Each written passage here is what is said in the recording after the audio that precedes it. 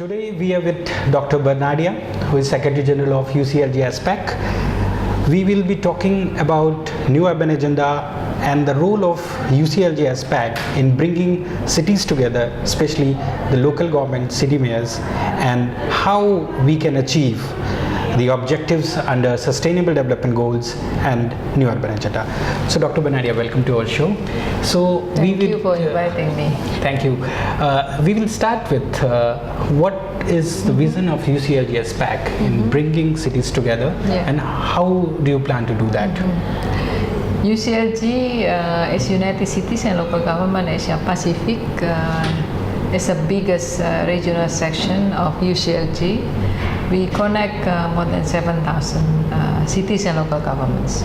So it's like a network of cities and local governments. So we bring the important voices. We make the voice of local government stronger at the global, regional level, as well as in the national level. So this is the objective. So for us, we do a lot of exchange program among the cities and local governments, because there are many good cities that are already moving to right direction. When I say right direction, means they improve their situation and condition. There are cities that are getting cleaner and greener, and also we see cities that are loved by the people, by the community. So if the cities are loved and are liked by the people, you feel like the place will be good for everyone, and you feel also that you live in the right place, because when we see the data, 8 out of 10 cities, they don't have a clean air to breathe. So this is one of the challenges also for us. How can we inspire many cities to work together to reach sustainable. So you mean you're talking about cities. Sharing of knowledge? Sharing of knowledge, sharing of experience, sharing of expertise. And then whenever I go, I always say that see others what they are doing. They also, of course, they make a mistake. So I think this is good that we learn also from the failures, not only about learning from the best practices. So it's like a leapfrog. Leapfrog means that you can do fast. You can do fast because there are already good references from other cities, So you don't need to follow the same mistakes like other cities. True. Very interestingly, last time we met, that now Penang Mayor, she has become the Executive Director of UN Habitat. So how do you see that? Because she was working in Malaysia, now she is working for UN Habitat, a very good friend of yours. So how do you see that, how the representative from Asia is going to help our cities?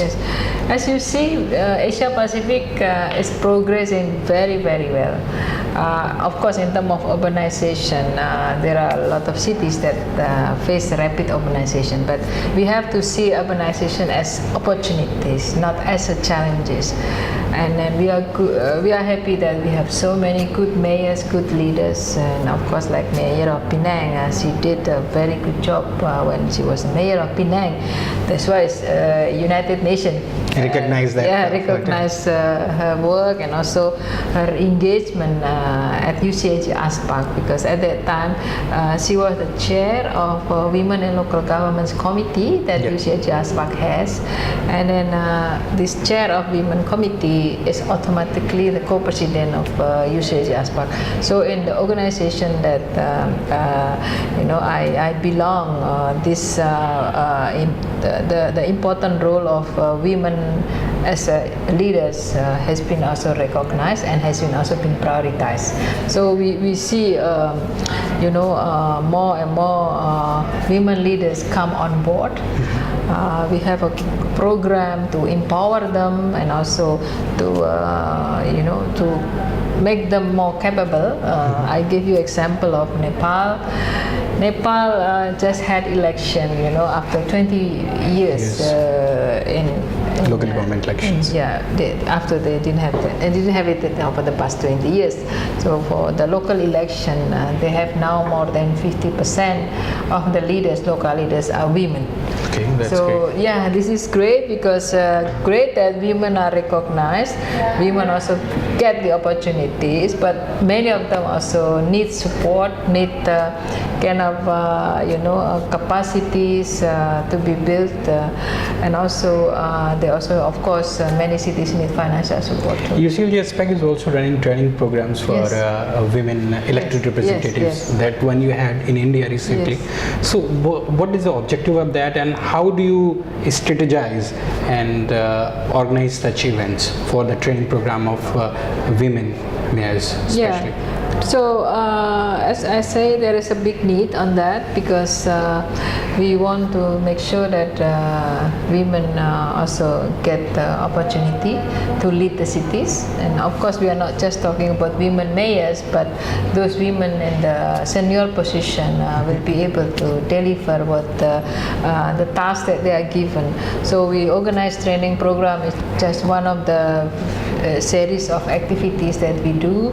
Like now we are developing a training module, how can women be capacitated, and like how they also be good in providing basic services, like in terms of economic development by engaging small medium enterprises, like you see in Surabaya under the leadership of great mayor of Surabaya. Even with limited of budget, limited of fund, they really managed to do a lot of things by having a good innovation and have a good creativities. That's what I always try to tell people. You don't need to be rich. You don't need to wait until your city be rich in order to start doing something. Like Surabaya with limited budget, they managed to reduce almost 40% of waste going to final disposal site, using a lot of kind of small activities, but in big ways. In big ways means when you say the optimal utilization of resources in hand. Yes. So there are many cities, if we talk about especially developing countries in Asia Pacific, those are still developing. There are many lessons to be learned, but many cities, especially those have financial constraints in terms of they are not able to generate revenue. Yes. This is one of the major challenges for cities. So how do you want to address this issue? Municipal corporations, local governments should be empowered enough to generate funds they require. Yes, actually we know money is an issue, and then many local governments still have limitation.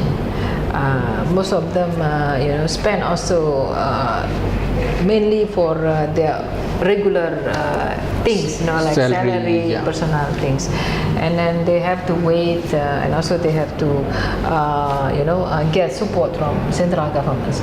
So in UCLG ASPAC, what we want is that we need to get more authorities, more mandates, so that local governments can get good enabling environment in order to raise several possible financial options. I'm talking about taxation, I'm talking about good arrangement on public-private partnerships, and also having municipal bonds, because when you see in many developed countries, most of the infrastructures come from bonds, and then cities can release municipal bonds. So a lot of things can be done, but sometimes countries don't provide good kind of or conducive environment for the local governments in order to generate this year several options. UCLG ASPAC has in Congress, you have that innovation is one of the major themes. Yes. So how do you see that the cities are finding new ways to generate revenue, to solve their problems, especially related to solid waste management, transport and mobility, urban mobility? So how do you see that? Our cities are able to come up with the new ideas, or they are just following the traditional models? Actually, many cities are becoming more attractive because I think because of the information, because of the ICT, they can collect information quickly compared to the decades ago.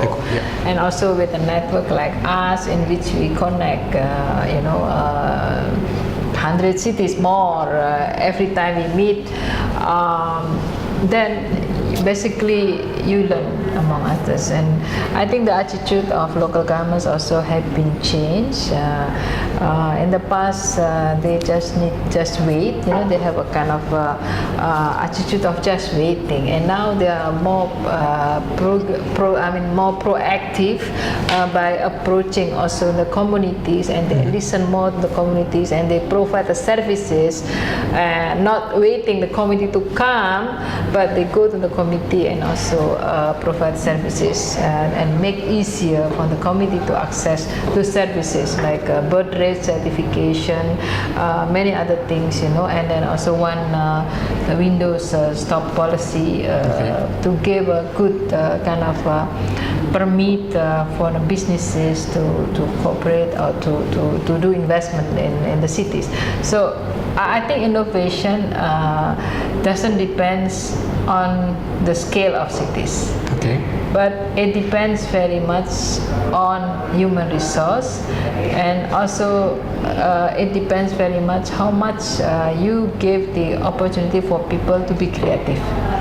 Okay. To be creative means, you give them freedom to and also come up with the new ideas and implement. Also including people's participation, community participation in decision making process. So I will come to that. UCLG ASPAC under your leadership has grown, and they have started many projects. Even in ASEAN, you are very active, and you have initiated circular economy thing you are doing.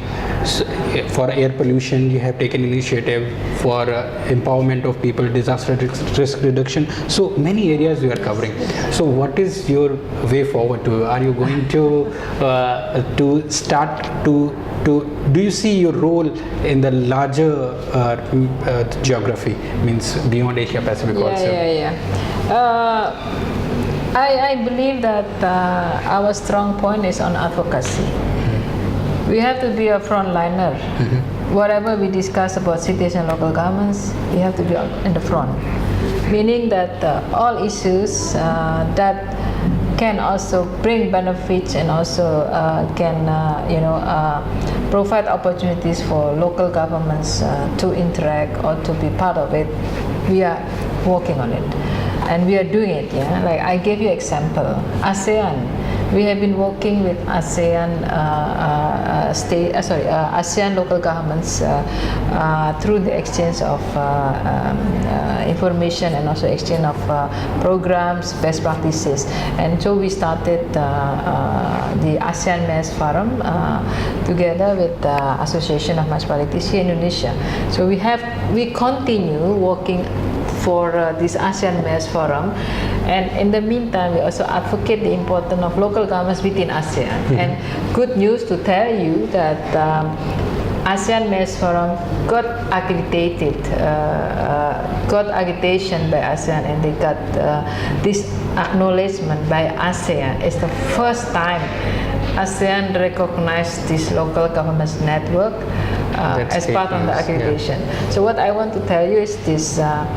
ASEAN also is like regional cooperation, like in SARC and other places, and we understand the role of local governments here, but sometimes they don't work directly with them. So how can we make sure that so we can also ASEAN is one network, and we can also think of the bigger networks, like maybe for all the countries in Asia Pacific, maybe beyond, also bringing Europe and Asian cities together.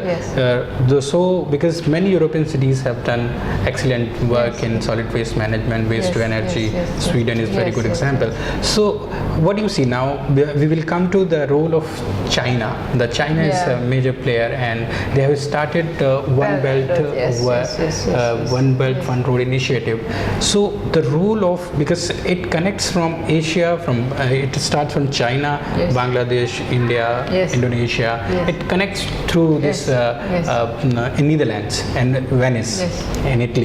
So how do you see, can we also have, like you said, ASEAN Mayors Forum, this BRI Mayors Forum, and that will be big, and that the knowledge sharing will be huge, means an impact could be large enough. So are you this is why UCLG is a global organization.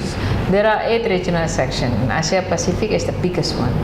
And then also we connect closely with UCLG Middle East, UCLG Eurasia.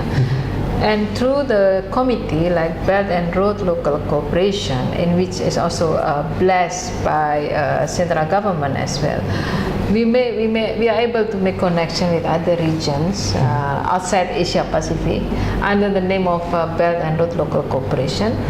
And through this connection, we are exchanging our experience, expertise, not only within Asia Pacific but with other regions as well. Because through this is also we learn from history how the connection also brought prosperity. Because we don't want to prosper alone; we want to prosper together. And for China, for Asia Pacific, China has been very strong. We have a strong membership. And they have also strong in using technology, ICT, and also with the big data. So a lot of things they can also share and also can support the other cities and regions. So have you started the process for inviting members for Belt and Road local government? Yes. How many members are there right now? I think we have 2 committees that led by Chinese cities. One is Belt and Road Local Cooperation, led by City of Hangzhou, and then the other one is a 21st Century Maritime Corporation led by City of Zhou. So both are working similar, and then what I like about these committees, they're really doing something in terms of activities, like they introduce e-commerce, they also introduce other coastal management as well. But on top of it, we also have a culture committee, which is very important also, because culture committee is led by City of Jeju, Korea. It's important. Why? Because culture is about people. So culture is not just dancing, singing or something like this, but how culture bring uniqueness of the place. Because we don't want to have all cities look like New York or Singapore, Every city has its unique character. Because of uniqueness and characters. And we also have activities how culture connect to public space, how culture connect to environment, how culture connect to planning. So we want to make sure that every city is unique. And uniqueness depends very much on the people, because the lifestyle of people are different, the way of thinking of people are different. So through these committees, culture committee, Belt and Road Local Corporation, and other committees, we bridge not only exchange of cities and local governments in Asia Pacific, but also beyond Asia Pacific, like Middle East, Europe, and also Eurasia. The urbanization and its challenges and solutions, very vast subject we can talk about for 2 hours. Never ending. So never ending. So I will come to my second last question. My question is, what UCLG is doing, and all the cities those are part of UCLG ASPAC, what are they doing for achieving SDGs and the objectives under New Urban Agenda? This first, we should really congratulate United Nations, because compared to MDGs, the process of formulation of SDGs was what you call it? Democratic. Most democratic, and also they followed participatory approach compared to the past. So we managed to consult with cities and local governments, and managed to also to put SDG number 11, for example. So we see that SDGs they have 17 goals and 169 targets and more than 200 indicators. And when we see that 65% of all the targets relates very much to local actions. So if local governments are not capacitated, local governments are not given again enough authority or enough mandate, how can you perform well? Definitely. So we under this SDG program also we conducted the rating of good enabling environment in 28 countries.